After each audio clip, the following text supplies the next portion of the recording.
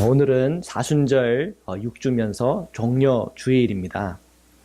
우리가 이제 한 40일에 있어서 40일에 있어서 주일은 빼고 한 40일, 한 46일 정도 되는 이제 시간에 이제 마지막 주일을 맞이하게 되는 거죠. 우리가 얼마만큼 이 사순절을 의식하면서 살아오셨습니까? 주일날만 생각하시고 일주일 동안은 그냥 부활절로 사시다가 다시 이렇게 사순절로 오시는 겁니까? 뭐 똑같죠. 뭐 부활의 그 기쁨을 가지고 살아가는 것 또한 우리가 이 사순절에 그 주님의 그 십자가를 생각하면서 살아가는 것은 다 똑같지만, 그래도 우리가 이 사순절이라고 할 때 우리가 하루하루의 그 시간들 속에 이 사순절의 그 의미들을 계속 생각하며 이렇게 보낸다는 것은 우리의 영적인, 우리의 경건의 훈련이 됩니다. 특별히 이 1년 중에 이 기간 있잖아요. 한 46일 정도 되는 이 기간에 우리가 계속 끊임없이 십자가를 생각하고 주님의 마음을 구하는 것, 그것은 우리의 영적인 성장에 있어서 굉장히 귀한 절기라고 생각합니다. 우리가 이 사순절을 계속 의식을 한다는 것은 우리가 계속해서 예수님의 그 십자가와 또한 주님과 나와 함께 동행하는 그 은혜를 구하는 우리의 믿음과 우리의 신앙이 그 자리에 있다고 믿습니다.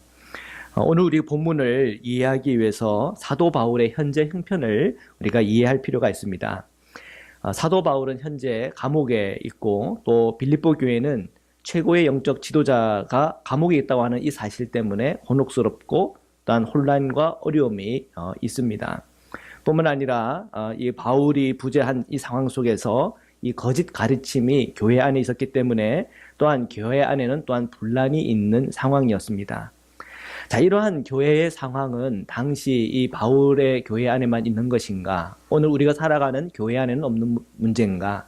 있습니다. 그런데 좀 다른 거는, 오늘 교회 안에 있는 문제들은 목사님들이 횡령하고 폭력을 휘두르고 살인하고 또한 성범죄도 이루고, 이런 기사들을 우리 많이 듣잖아요. 그죠?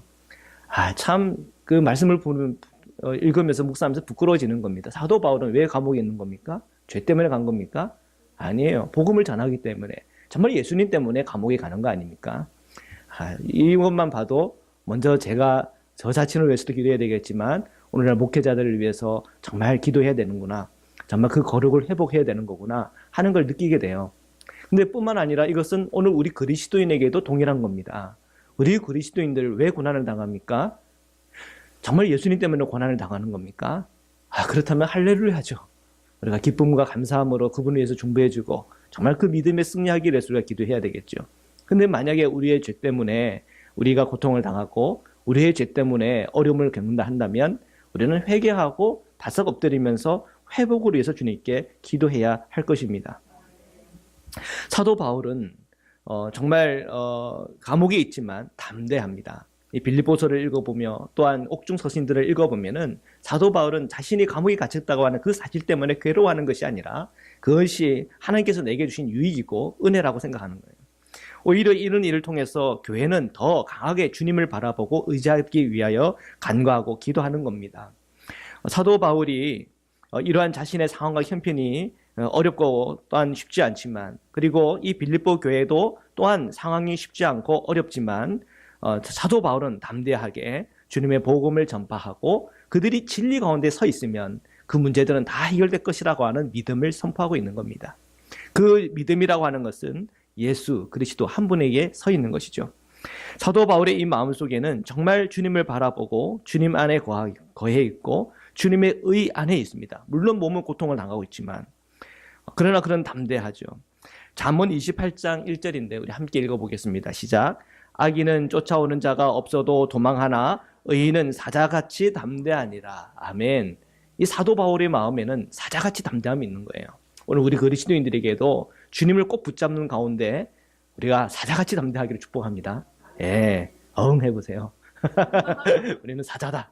사자 같은 담대함을 가지고 사자 같은 담대함을 가지고 우리가 나아가야 됩니다. 우리는 우리의 중심이 흔들릴 이유가 없죠. 주님을 우리가 꼭 붙잡을 때는 흔들릴 게 없습니다. 교회도 흔들리지가 않아요. 교회도 예수님 한 분을 꼭 붙잡고 있으면 흔들리지 않습니다. 예수님 말고 다른 걸 붙잡을 때 그 붙잡는 그 한 가지 때문에 교회는 흔들리는 거예요. 빌립보서 2장 5절입니다. 함께 읽겠습니다. 시작. 너희 안에 이 마음을 품으라 곧 그리스도 예수의 마음이니. 아멘. 이 말씀은 우리가 참 많이 듣고 또한 암송도 하고 사랑하는 말씀입니다. 우리가 정말 이 마음을 품는다면, 이 마음은 무슨 마음입니까? 예수님의 마음이죠. 예수님의 이 마음을 우리가 품는다면 교회가 하나 되는 것은 문제가 없어요. 여러분의 이 가정 안에 화평이 오는 것도 문제가 없어요. 우리의 마음에 평안이 임하는 것 문제 없어요. 우리는 늘 우리의 마음이 예수님의 마음이 아니라 누구 마음이에요? 내 마음이라 문제가 있는 거예요. 내 마음이라 가정에서도 문제가 있고 교회 안에서도 문제가 있고 우리 삶에서 모든 자리에서 문제가 있는 거예요. 우리가 정말 예수님의 마음이라면 문제가 없죠. 우리 자녀들 보세요. 우리 자녀들이 지들 마음이니까 문제가 생기는 거예요. 답답하고. 지들이 부모님 마음만 되더라도 어떻게 돼요? 괜찮을 거 아니에요. 그렇죠? 근데 그 자녀들의 마음이 부모님의 마음을 넘어서 가지고는 예수님의 마음이다. 그럼 존경스러운 자녀들이 될 거예요. 우리에게는 이 예수님의 마음이 우리에게는 너무나 필요하고, 또한 이 예수님의 마음은 우리의 사모하는 기도의 제목이에요.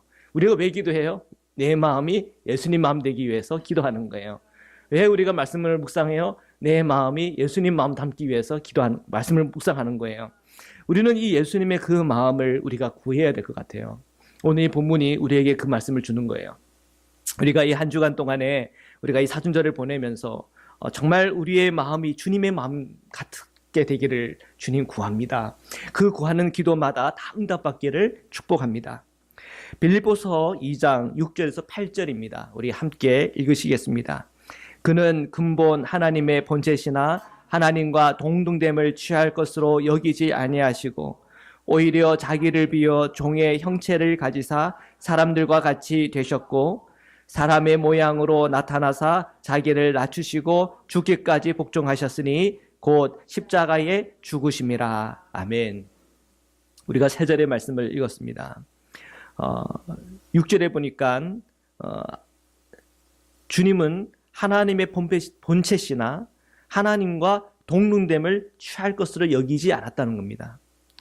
그리고 7절에 보니까 오히려 자기를 비워서는 종의 형체를 가지고 사람들 같이 되었다는 겁니다. 그리고 8절에 보니까 사람의 모양으로 나타나서 자기를 낮추시고, 지금 이 6절과 7절과 8절 속에서 발견되는 것은 주님의 겸손이에요. 맞죠? 겸손한 사람이 주님과 동급으로 생각하는 그것을 여기지 않는다는 거예요. 그죠? 내가 왕인데 내가 왕처럼 안 산다. 그건 겸손이잖아요. 그죠? 내가 어떤 리더인데 리더로서 뭔가 호령하고 부리는 것이 아니라 어떤 사람의 발을 씻기고 그 사람에서 봉사하는 봉사자가 된다. 야, 그거 겸손이잖아요. 옛날 반장 선거할 때 가장 멋있는 그 발언이 뭔지 아십니까? 저는 여러분의 걸레가 되겠습니다. 야, 저 옛날 그 반장 선거할 때 그렇게 얘기했던 그 형제가 아직도 생각이 나요. 저는 여러분의 걸레, 얼마나 그 사람 찍어줬어요. 찍어줬더니 걸레가 안 되더라고요. 호령하더라고. 막 고함치고, 막 그 사람들 이름 써가지고 막 불편하게 하고. 예. 하여튼 그 말은 참 멋있어요. 그죠? 겸손 아닙니까? 그죠? 근데 예수님께서 하나님의 본체시나 하나님과 동등됨을 취할 것을 여기지 않는다. 이거는 정말 주님의 겸손이에요. 종의 형체를 가졌다? 겸손이에요. 사람의 모양으로 나타나서 자기를 낮추셨다? 겸손이잖아요. 주님 안에 있는 것이 겸손이에요. 우리는 지금 예수님의 마음이 뭔지를 알아야 되잖아요. 우리가 예수님의 마음을 구할 때 그 마음이 뭔지를 알아야 구할 것 아닙니까? 아, 주님의 마음이라고 하는 것은 겸손이구나. 그리고 8절에 보니까 뭐라고 얘기하는 거예요? 죽기까지 뭐 했다고요? 복종하셨다는 거예요. 아, 주님의 마음이라고 하는 것이 복종이구나. 그래서 곧 십자가에서 죽으셨다고 그랬는데 이 십자가를 통해서 주님의 마음이 다 드러나는 거예요. 주님의 마음은 겸손이고 주님의 마음은 복종이에요. 그것이 그로 하여금 십자가에서 죽으심까지 주님으로 하여금 이끌어 갔다는 거예요. 그 죽음을 통해서 나타난 건 뭡니까? 하나님의 사랑이잖아요. 그죠? 그 하나님의 사랑이 나타나기까지 주님은요, 겸손과 그리고 복종으로 나가셨다는 거예요. 아, 우리가 예수님의 마음을 구한다는 것, 우리가 예수님의 마음을 구한다고 하는 것은 우리가 주님의 그 겸손과 주님의 복종을 구하는 거예요. 누가복음 19장 28에서 31절입니다. 우리 함께 읽으시겠습니다. 시작. 예수께서 이 말씀을 하시고 예루살렘을 향하여 앞서 가시더라. 감난원이라 불리는 산 쪽에 있는 벳바게와 베다니에 가까이 가셨을 때에 제자 중 둘을 보내시며 이르시되 너희는 맞은편 마을로 가라. 그리로 들어가면 아직 아무도 타보지 않은 나귀 새끼가 매여 있는 것을 보리니 풀어 끌고 오라. 만일 누가 너희에게 어찌하여 푸느냐 묻거든 말하기를 주가 쓰시겠다 하라 하시매. 아멘. 오늘은 종료주일 아닙니까?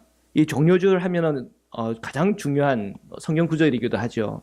이 누가복음 19장에 나오는 예루살렘에 입성하시는 그 예수님께서 그분은 뭐라고 얘기하는 거예요? 들어갈 때 마차를 준비해라. 군마들을 준비해라. 그렇게 한 거 아니란 말이에요. 그렇게 하지 않았단 말이에요. 그렇게 하지 않고 뭐를 준비하라고 그래요? 나귀 새끼를 준비해라. 이렇게 얘기하신단 말이에요. 우리가 이 본문을 조금 더 잘 이해를 하려면은 이 28절을 보면 이 말씀을 하시고로 시작되거든요. 이 말씀. 그럼 앞에 있는 말씀이 뭡니까? 그 앞에 있는 말씀이요. 이 마태복음에는 달란트 비유가 있다면 이 누가복음에는 문화 비유가 있어요. 그 두 비유는 굉장히 비슷한, 거의 뭐 동일하다고 봐야 되는데, 이 문화 비유에서 이런 얘기가 나와요. 어떤 귀인이 어떤 왕위를 받기 위해서 먼 나라로 갔단 말이에요. 그래서 그 먼 나라에 가서 이제 어떤 승인만 내리면 이제 왕권을 가지고 이제 돌아와요. 그때 종들한테 돈을 맡깁니다. 그 돈을 맡겨서 그 종들은 열심히 이 돈을 가지고 이 한 문화를 가지고 10문화를 남긴 종, 또 한 문화를 가지고 5문화를 남긴 종이 있었어요. 이 주인이 돌아왔을 때, 왕권을 가지고 돌아왔을 때 이 10문화를 남긴 이 종에게는 10고을을 맡겼어요. 그리고 5문화를 남긴 종에게는 5고을을 맡겼어요. 근데 한 문화를 가지고 그냥 수군에 돌돌 싸가지고 있었던 사람이 있었는데, 그 사람이 그 한 문화를 내놓으면서 주인은 뭐라고 그래요? 아주 무섭고 악독해서 어떻게 될지 몰라서 나는 그걸 잘 보호하고 있다가 갖고 왔다. 그건 뭐예요? 핑계죠. 주인의 성품과 주인의 마음을 모르는 거죠. 만약에 주인이 그 왕권을 가지고 올 거라고 하는 것을 알았고, 그것에 대해서 상벌이 있다고 하는 것을 알았다면 그렇게 하지 못했을 거예요. 그래서 한 문화 남긴 사람은 굉장한 이 꾸지람을 붙게 듣죠. 그리고는 그 왕권을 가지고 그 왕을 인정하지 않는 원수들에 대해서는 심판을 했다고 하는 그런 내용이에요. 그 내용 다음에 지금 이 누가복음에서 오늘 이 본문이 나온단 말이에요. 이 본문은 예수님께서 이 예루살렘에 입성하는 본문인데, 그 입성할 때에 그 예수님은 어떤 분이라고 하는 걸 얘기하는 거예요. 누가복음에서 예수님은 왕이라는 거예요. 정말 제 왕권을 가지고 오셔가지고 심판할 수 있는 주님이시고 우리를 구원하시는 주님이라고 하는 이 왕 대신 예수 그리스도를 드러내는 거란 말이에요. 본문의 위치가. 그렇다고 하면 그 예수님께서 왕으로서 이 예루살렘에 입성하게 되는데 나귀 새끼가 뭡니까? 그죠? 거기서 우리는 발견하는 거예요. 예수님은 어떤 분이세요? 겸손한 분이란 말이에요. 단순히 이 겸손만 있는 것이 아니에요. 스가랴서 9장 9절인데 우리 함께 읽으시겠습니다. 시작. 시온에 따라 크게 기뻐할지어다. 예루살렘에 따라 즐거이 부를지어다. 보라, 내 왕이 내게 임하시나니 그는 공의로우시며 구원을 베푸시며 겸손하여서 나귀를 타시나니 나귀의 작은 것 곧 나귀 새끼니라. 아멘. 자, 여기에 벌써 이미 겸손하여서라고 하는 표현이 나오잖아요. 예수님의 겸손과 동일하게 이 스가랴의 이 예언의 말씀, 그 말씀 그대로 주님은 뭐하고 있어요? 복종하고 있는 거예요. 그러니까 우리가 이 예루살렘에 입성하는 예수님의 그 모습을 보면서도 우리는 예수님의 어떤 분인가가 나오는 거예요. 빌립보서의 말씀뿐 아니라 이 누가복음의 말씀을 통해서도 예수님의 그 마음은 겸손이고 복종인 거예요. 우리는 이 고난주간에 이 십자가의 순환을 묵상하면서 또한 부활절을 기다리면서 주님의 그 마음이 무엇인지에 대해서 분명히 영적인 눈이 열려야 돼요. 그것은 우리가 겸손과 복종이에요. 빌립보서 2장 9절에서 11절입니다. 우리 함께 읽겠습니다. 시작. 이름으로 하나님이 그를 지극히 높여 모든 이름 위에 뛰어난 이름을 주사 하늘에 있는 자들과 땅에 있는 자들과 땅 아래에 있는 자들로 모든 무릎을 예수의 이름에 꿇게 하시고 모든 입으로 예수 그리스도를 주라 시인하여 하나님 아버지께 영광을 돌리게 하셨느니라. 아멘. 우리는 예수 그리스도를 믿고 또한 예수 그리스도와 함께 동행하는 성도예요. 맞습니까? 아멘. 자, 그 예수님께서는 정말 그 겸손함과 복종을 함을 통해서 십자가를 지시고 십자가에 못 박혀 죽으셨어요. 그것을 통해서 요한복음에 의하면 예수님은 하늘로 올라가셨고, 그죠? 그리고 그 하늘에서 그 올라가시면서 뭐가 딱 길이 났어요? 구원의 길이 쫙 난 거예요. 그죠? 그리고 주님은 다시 그 길로 오시면서 그 부활하신 주님을 우리에게 보여주셨는데, 그 주님은 뭘 가지고 오신 거예요? 왕권을 가지고 왔단 말이에요. 왕권을. 그러니까 누가복음의 구조를 가지고 제가 설명드리는 거예요. 누가복음의 구조를 가지고 이 요한복음을 이해를 하면 예수님은 그 올라가셔서 그 왕권을 가지고 오셨어요. 그 부활하신 그 주님을 우리가 만나면서 예수님은 주님이요, 살아계신 하나님의 아들이라고 하는 것이 완전히 드러났고 증명되었다는 거예요. 자, 그 예수님이 우리에게 왕이 되시고 주인이 되셨어요. 그래서 빌립보서 2장 9절에 11절에서의 그 말씀에 의하면 모든 입으로, 11절이죠. 모든 입으로 예수 그리스도를 주라 시인하여. 그 얘기는 우리가 예수님을 주님이라고 시인한다는 겁니다. 자, 우리가 예수님을 주님이라고 시인한다고 할 때에 우리의 주님은 어떤 분이십니까? 우리의 주님은요, 겸손하신 분이세요. 우리의 주님은요, 어떤 분이세요? 복종하시는 분이세요. 우리가 어떤 그 사람을, 어떤 우리에게 리더가 있을 수 있지 않습니까? 그 리더를 따를 때, 그 리더가 별로 겸손하지도 않고 굉장히 가압적인 사람이에요. 자기는 일 하나도 안 하면서 일만 시켜. 그러면은 그 일할 때 여러분 마음 어떤 마음이 드세요? 쟤는 일도 안 하나. 죄송합니다. 팔자 얘기해서. 이 팔자가 사나워가지고 나는 저 사람한테 계속 이렇게 불임만 당해야 되나 하면서 부글부글 할 것 아닙니까? 그러다가 어느 상황과 여건이 딱 주어져서 내가 만약에 뭔가 좀 승급을 한다든지 그 사람보다 조금 더 승급을 하면은 이제 그 복수를 하는 거죠. 그때부터. 너 이렇게 나한테 눌렸지. 나한테 이런 쓴소리 했지. 아픈 얘기 했지. 나를 이렇게 부려먹었지 하면서 복수하는 것 아닙니까? 이게 세상살이가 그래요. 그죠? 그런데 우리가 믿고 따르는 그 예수님은 어떤 분이세요? 겸손한 분이란 말이에요. 그리고 우리 예수님은 어떤 분이세요? 주님이 복종을 하셨단 말이에요. 언제까지? 그 십자가를 지기까지 복종하셨단 말이에요. 그런 예수님께서 우리한테 겸손하라 할 때는 그 겸손에는 권위가 있어요. 그 예수님께서 우리에게 복종하라 할 때는 그 말씀에는 권위가 있단 말이에요. 예수님 자신이 겸손이고 예수님 자신이 복종인데 그분이 주님이 되셔서 오늘 우리가 그 주님을 따른다고 할 때 우리가 주님을 닮아가면서 우리가 주님의 그 마음을 품으면서 우리가 그 겸손함을 가지고 살아간다는 것이 우리에게 상처가 되는 겁니까? 아니라는 거예요. 우리가 그 예수님께 복종한다고 하는 것이 우리에게 그것이 강압적인 것이 되는 겁니까? 아니라는 거예요. 오히려 그것이 우리에게 은혜로움이 된다는 거예요. 은혜롭다는 거예요. 왜냐하면 잘 보십시오. 우리가 예수님이 나에게 주인이 되지 않을 때 우리는요, 예수님 말고 다른 것이 우리의 주인이 돼요. 여러분, 돈이 여러분의 주인이 될 때 그 돈이 여러분에게 은혜를 줍니까? 네, 은혜로울 때가 있어요. 그 돈이 많을 때. 근데 돈이 없을 때는 은혜롭지가 않아요. 그렇잖아요. 어떤 지도자? 그 지도자가 여러분의 주인이 되고 그분이 기분이 좋을 때는 괜찮아요. 근데 그분이 기분이 나쁠 때는 어려워요. 여러분의 아내가 여러분의 주인입니까? 여러분의 아내가 기분이 좋을 땐 괜찮아요. 근데 기분이 안 좋을 때는 어려워요. 남편도 그렇고 자녀들까지도 그래요.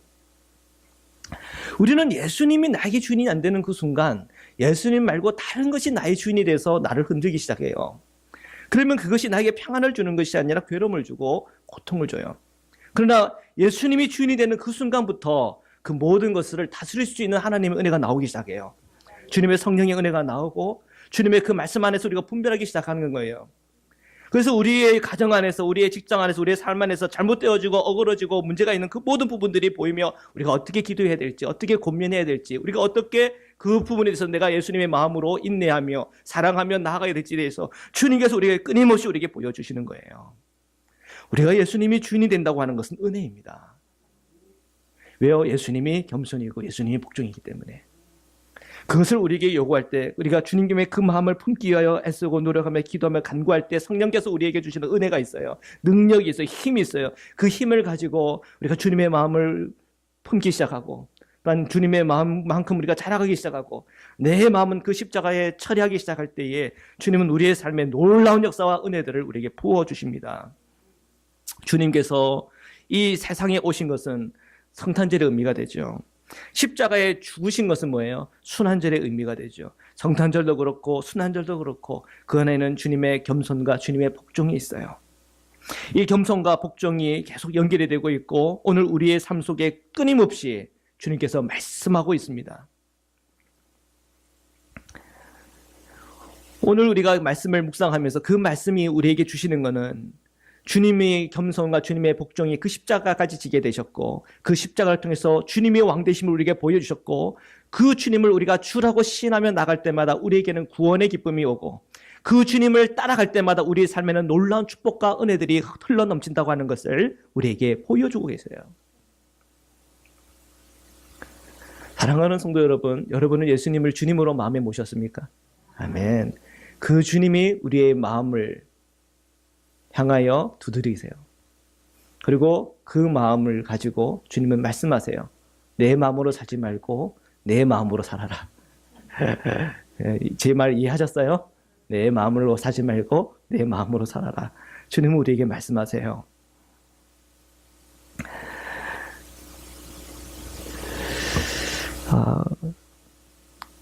빌립보서 2장 12절 말씀인데 우리 함께 읽겠습니다. 시작.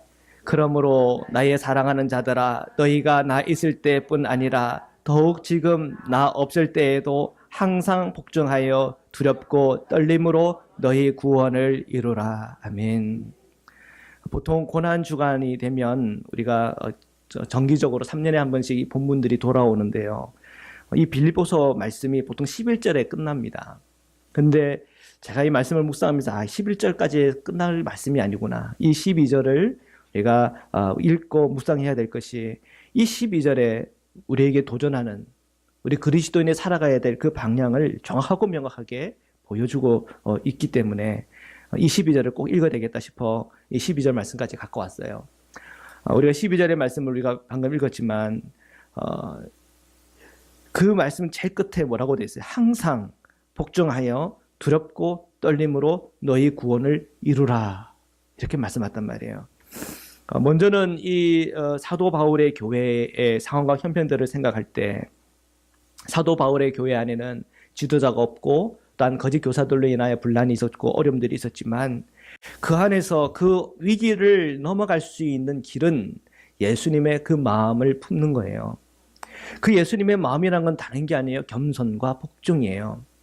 겸손을 통해서 그들의 분노와 또한 그들의 슬픔과 그 눈물을 닦아줄 수 있는 그 마음의 상태가 되는 거예요. 내 안에 이 겸손이 없으면 사람들은 오히려 더 그 분란은 더 분란스러워지는 거예요. 근데 아무리 싸워도 그 사람이 겸손한 사람이면요, 싸우다가 화내는 사람이 나중에 굉장히 미안해지는 거 아세요? 그분의 겸손 때문에. 그리고 이 복종함을 통해서 분별이 되는 거예요. 나는 주님께 복종해요. 그러면 주님께서 하시는 일이 뭔지가 분명해지는 거예요. 교회 안에서 볼 때에 이 복종이 없을 때 어떤 일이 있는가 보십시오. 예를 한번 들어볼게요. 다수결의 원칙? 이 다수결의 원칙이 잘 지켜지려면 이 다수로 인해서 결정된 상황에 대해서 글쎄 내가 찬성하지 않고 반대표를 던진 사람이 어떻게 해야 돼요? 복종하고 따라줘야 돼요. 그래 민주주의가 되는 거 아니에요? 맞죠? 근데 그 복종 안 하고 반기를 들기 시작해요. 그 나라가 되겠어요? 맨날 데모만 하고 맨날 반대파하고 해서 맨날 투쟁만 한다 그러면 사회가 굉장히 혼란스러워지는 거예요. 기다려야죠. 다시 그 투표하는 날까지. 그죠? 항상 이 복종이라고 하는 것은 우리가 잘 깊이 생각해 봐야 될 문제예요. 교회 안에 이 복종이라고 하는 것은 그리스도께 복종이에요. 사람에 대한 복종이 아니에요. 목회자가 그리스도께 온전히 복종하고 있을 때는 괜찮아요. 근데 목회자가 그리스도께 복종하지 않는다? 그때는 문제가 크게 되는 거예요. 그죠? 선지자 같은 사람이 일어나야 된다 그랬잖아요. 그죠? 목사님 그렇게 하시면 안 돼요. 재정 운영 그렇게 하시면 안 됩니다. 교회에 이런 질서가 있는데 그런 질서를 이렇게 함부로 이렇게 하시면 안 됩니다. 이렇게 딱 예언자적인 목소리를 내주시는 사람이 필요해요. 그게 선지자적인 것 아닙니까? 이 복종이라고 하는 것은 그리스도께 복종이에요. 빌립보 교회가 정말 이러한 복종 안에 있다 한다면 이 거짓 교사들의 가르침에 대해서 흔들릴 게 없는 거예요. 그리스도께 복종한다. 그리스도의 말씀이 무엇인지가 알고 그 말씀이 확신에 분명하다 그러면은 이것은 거짓 가르침이지. 여기에 따르면 안 되지. 우리가 하나 돼야 되는데 자꾸 하나가 안 되고 자꾸 자꾸 나뉘려고 그러네. 이건 주님의 뜻이 아니지. 분별된다는 거예요. 우리가 겸손하고 우리가 복종하면 이 교회의 문제들도 해결돼요. 가정의 문제도 해결이 돼요. 은혜롭게 해결이 돼요. 내가 그리스도께 복종되어 있고 아내가 그리스도께 복종되어 있고 자녀들이 그리스도께 복종되어 있으면 그리스도의 말씀만 그 가정 안에 분명하면 그 가정은 그 말씀 안에 하나가 되는 거예요. 교회도 마찬가지고 직장도 마찬가지고 우리 삶의 모든 영역도 마찬가지예요. 주님은 우리에게 그 겸손과 복종을 우리에게 말씀하고 있는 거예요. 그러면서 동시에 두렵고 떨림으로 너의 구원을 이루라고 하는 거예요.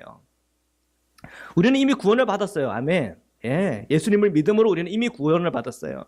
근데 이미 구원받았다고 죄짓고 살고 마음대로 살아가고 하는 거예요? 아니란 말이에요. 우리는 구원을 받았는데 이 구원에 대한 이미 받은 구원도 있지만 아직 우리에게 그 결과로 나타나지 않았어요. 아직 우리는 부활의 몸을 안 경험해 봤잖아요. 아직 그 천국을 아직 경험해 보지 못했잖아요. 아직 우리에게 임하지 못한, 아직 우리에게 체험되지 못한 그 구원이 있다는 거예요. 그 구원을 이루기까지 우리는 어떻게 해야 돼요? 나아가야 돼요. 달려가야 돼요. 그게 무슨 말씀이에요? 지난주 말씀이에요. 한 번 더 우리가 지난주 말씀을 상고하면서 읽어보겠습니다.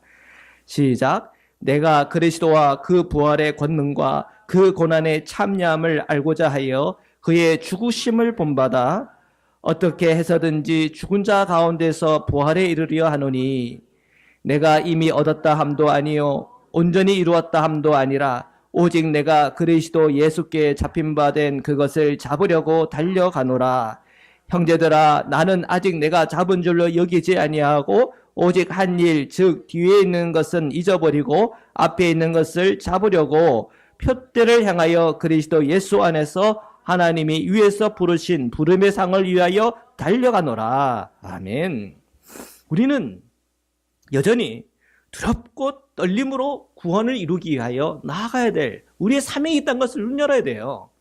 이미 받은 구원이 있어요. 아멘. 구원의 문제가 약하신 분들은 이미 구원받은 하나님의 그 말씀 앞에서 확신을 가지십시오. 두렵고 떨림이 여기서 헷갈리시면 안 돼요. 여기서 두렵고 떨림이라고 하는 것은 우리가 부름의 상을 쫓아야 달려가기 위한 성령께서 우리에게 주시는 떨림이에요. 내가 구원을 받았나 안 받았나 거기서 막 이렇게 흔들리는 것은 마귀가 우리에게 주는 떨림이고 구분을 하셔야 돼요. 구분을. 하나님께서 성령께서 우리에게 그 거룩을 향하여 주님의 마음을 향하여 우리 하려면 끊임없이 나가고자 하는 그 거룩에 대한 그 열망을 주시고 정말 주님의 마음, 내 마음은 정말 주님의 마음에 우리가 이르지 못했는데 기도하는 가운데 말씀을 보는 가운데 주님을 의지하고 주님 앞에 찬양하고 예배하는 가운데 제 마음이 이제 주님의 마음으로 향하기를 원합니다 하고 갈망하는 자들에게 주시는 하나님의 은혜와 복이 있어요. 하나님을 향하여 주님께서 우리가 주시는 그 부활을 향하여 정말 부름의 상을 위하여 달려가는 그 열망은 오늘 성령께서 오늘 우리에게 주시는 주님의 말씀이에요. 우리가 정말 주님의 그 부르신 부름의 상을 위하여 달려갈 때 우리의 마음은 어떤 것이어야 됩니까? 겸손과 복종이라는 거예요. 겸손의 그 마음을 우리가 품기 시작할 때 주님의 그 겸손을 품기 시작할 때 그제서야 하늘의 지혜가 들리고 그 지혜대로 살아가게 돼요. 우리가 겸손해질 때에 내 세상 지식이 아니라 하나님의 그 지식으로 살아갈 수 있는 힘이 생겨요. 우리 안에 그 복종의 마음이 있을 때 예수님 말고 다른 것에 대해서는 노하며 거절할 수 있는 힘이 우리에게 와요.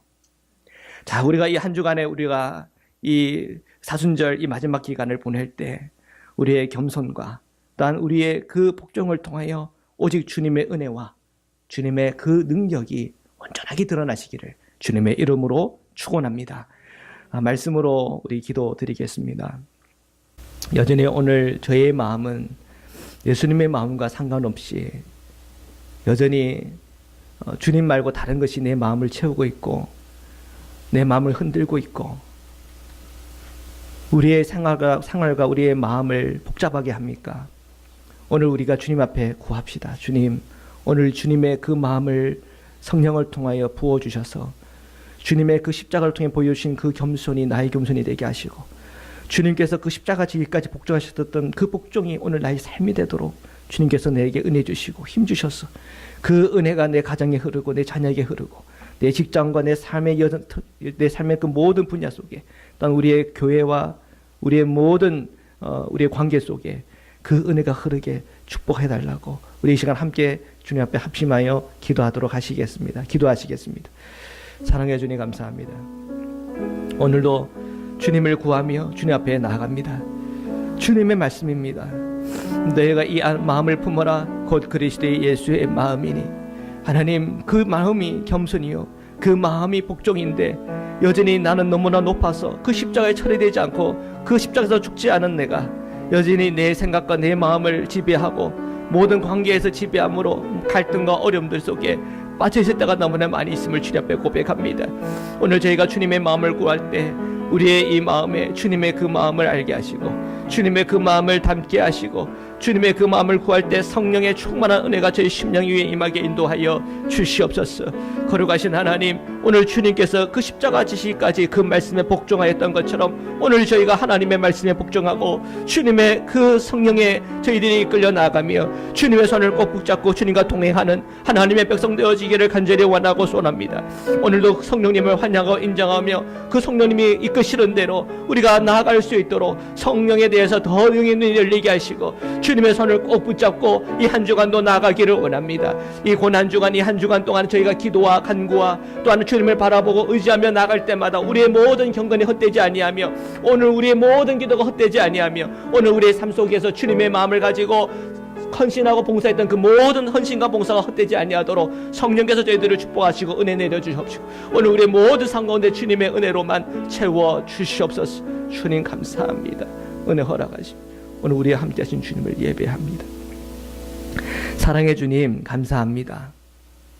오늘 사도 바울의 메시지를 통해 주님의 그 마음을 알게 하시니 감사합니다. 오늘 예수님의 그 겸손을 저희도 품게 하시고 주님께서 그 십자가 지시까지 복종하셨던 그 복종을 담게 하여 주옵소서. 이 한 주간 동안에 저희가 더 겸손함으로 또한 주님께 복종함으로 우리의 삶 가운데 하나님의 역사만 나타나게 하시고 하나님의 치유와 회복이 나타나게 하시고 그 십자가의 은혜에 대해서 더 저희의 영의 눈이 열려지는 귀한 한 주간으로 쓰임받게 인도하여 주옵소서. 오늘 저희의 가정을 축복하여 주셔서 저희 가정 안에 있는 모든 문제와 어려움과 질병과 또한 모든 고난들이 예수님을 바라보고 그 마음을 품기 시작할 때마다 치유와 회복으로 변화되게 하시고 하나님의 놀라운 능력의 역사가 나타나게 하시고 하나님의 강력한 복음의 역사가 오늘 저희의 가정 위에 임하게 인도하여 주옵소서. 우리의 심령 안에 더럽고 어둡고 질병과 여러 가지 정신적 고통이 있는 우리 형제 자매들이 있습니까?